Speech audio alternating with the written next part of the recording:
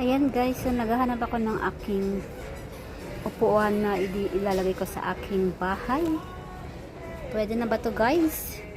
Ayan, ang aking sofa. Ang cute niya, no? Tapos, ayan, no? Ayan, malilit na upuan. Oh, diba? Tapos, ito naman sa taas. So, ito. Paglagyan ng drinks. Ayan, pag mag-out, pag mag-ano kayo, mag-picnic. Ayan, lagyan nyo yung mga drinks. Ayan. Yan ang lamisa. Ay ayam langgayam. Parador. Pasado na ba yan na parador?